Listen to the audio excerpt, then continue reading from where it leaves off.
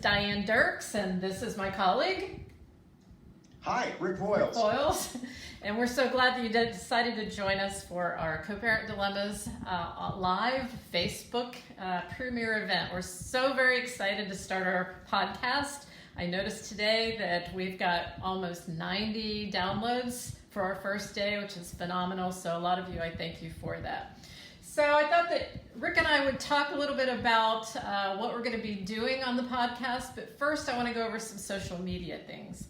I want you to know that we are on Facebook, Twitter, and Instagram. So if you have those accounts, go to @CP-Dilemmas, and you can access any of those accounts. We also want you to go to our YouTube page. So go to YouTube and just type in Co-Parent Dilemmas or CP Dilemmas, and you'll come up with our YouTube page and click on our channel. What's really cool about the channel is that we have added some videos. We've added parenting videos, we've added videos that are funny, we've added videos about grief, we've added videos about narcissism and parental alienation and all those really hard topics. But I think you'll really like our channel, and I think it'll be important too if you suggest videos for us that you've viewed that have really been helpful in your co-parent experience, and then we can add them to our channel. What else? We also have LinkedIn, so if you're a professional and you especially are a judge or an attorney or a guardian ad litem, and you have clients that you think really might need the Co-Parent Dilemmas podcast, then please connect with us on LinkedIn and you'll get updates on our episodes, what's coming up next, and things that you can share with your clients. So we hope that you'll do that as well. One other important thing that Rick and I have talked about recently is our tagline is, what is it again, Rick? Our tagline? Practical solutions. That's for the impossible co-parent. For the impossible co-parent.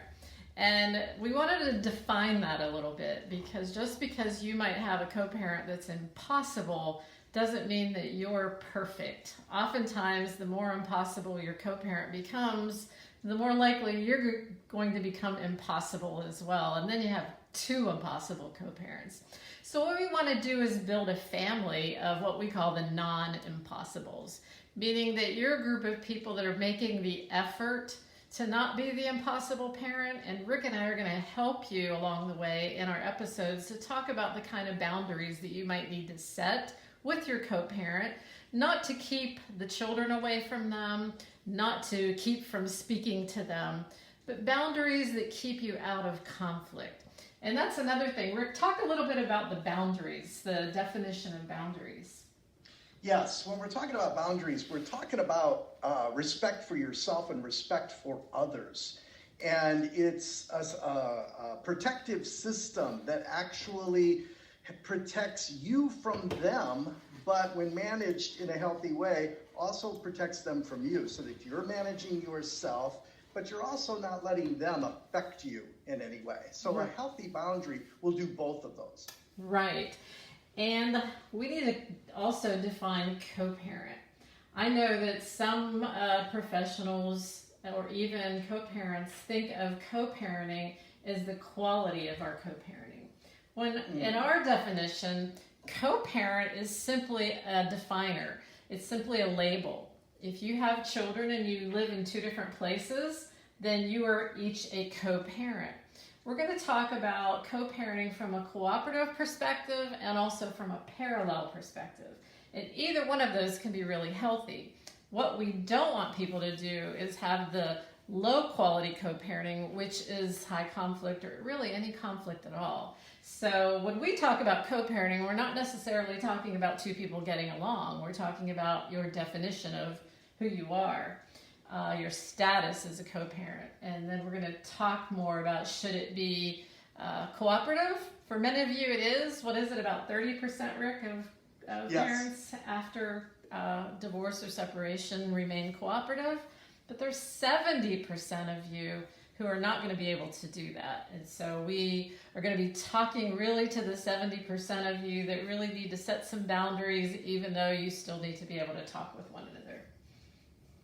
Yeah, I often work with people that misunderstand the term. A co-parent is a noun. and yet they want to keep talking about it as, co-parenting means we need to be doing this together. Right.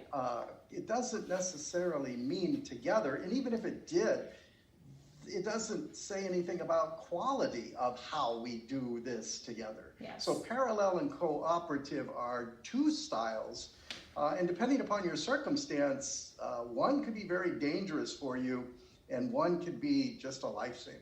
Right, right. So back to the non-impossibles, we have created a Facebook group, and that's where we want everyone who listens to our podcast to go to share ideas. Listening to us for 15 or 20 minutes a week might pique your interest. It might even give you some ideas, but it's probably not going to really solve anybody's problems. And our experience when we teach these classes is that when people talk to each other, they really can learn a lot from one another. So we're hoping that the Facebook group, the Non-Impossibles, will be able to work with each other. You'll share ideas, share comments on our show. We're going to be very interested in how you feel about the show and what we say, even if you don't agree with everything. Although we're going to have been doing this for over 20 years, and we feel pretty confident with our philosophies. Wouldn't you say, Rick?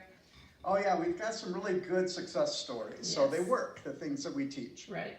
So, but even if you don't agree with us, it's okay for you to share this with us on the Facebook group as long as you are kind and respectful to everybody on there. So you can find our group by going to our Facebook page at CP Dilemmas.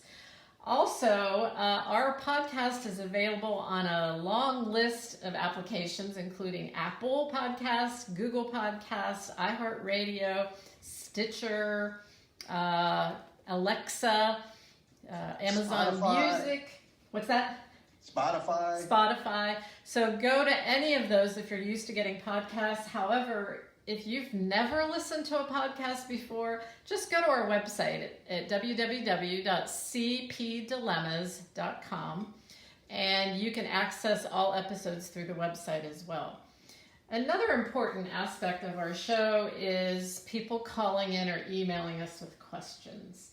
This show is more interesting if we're actually listening to what people say are their dilemmas and working with them through that rather than us just making them up. So if you have a dilemma or a question and you're not sure whether you should let it go or maybe hold on to it as an important conflict that you need to engage in, then call us. And our number is easy to remember. It's 1-234-DILEMMA, and that's DILEMMA. Or you can go to our Gmail and email us at 1234dilemma@gmail.com. So we hope to hear from you. Rick, what are we going to be talking about in upcoming episodes? Well, I think the next episode, we're talking about how to talk to your children. How do you respond to them when they have really difficult questions? Or, for example, they come and they say something they've heard from a relative or from the other parent, and it's not flattering. Right, kind of like, Mom said that you don't pay your child support and that's why I can't get my Nikes. Right. Okay.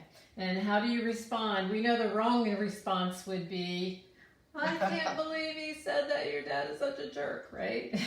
Right. Or here, let me explain this to you about your dad. Right. And we've heard that before, that it doesn't just come from the other parent. Sometimes it's a grandparent or somebody else that's in the family that will say negative things. How do you respond to that in a way that your child will actually talk to you? Because believe it or not, when you respond that way, it shuts your child down. It doesn't open them up. So that's going to be an interesting thing that we're going to talk about in our next episode. Yes. And coming up, just so you know, we're going to do an episode, probably on episode 4 or 5, about narcissists. And as I've been on a lot of social media lately promoting the show, I'm amazed at how many groups there are out there about narcissistic abuse. And I know some of you have experienced that.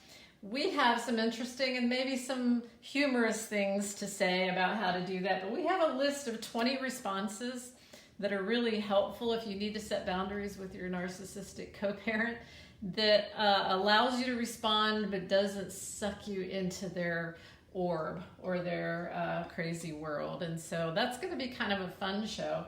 And then also upcoming is we're going to have an episode about how to talk to your kids about a difficult parent.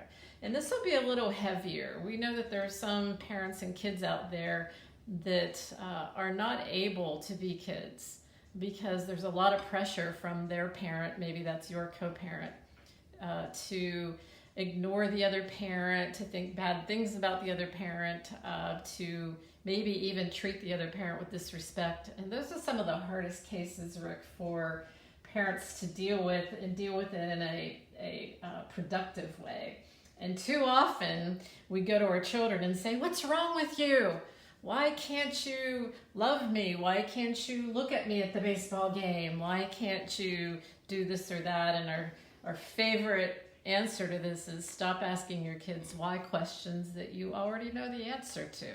So we're going to kind of unpack that a little bit further in an upcoming episode as well. So Rick, is there anything else you would like to share before we sign off here? One of the examples along that same line that we get a lot is, that phone call with the parent, that FaceTime. And it's, why won't you say I love you when I say, why won't you say it back when I say it? I think people get that one a lot, and that's painful. Right. So listen, I appreciate everybody tuning in on this live Facebook event. We're excited to add more episodes to the site, and we just really can't wait to hear from you all. Yes, I definitely want to hear your struggles. Right. And hopefully we want to be able to do everything we can to make it better or easier for you and your child. Yes. All right. Talk to you all soon. Thank you. Bye. Bye.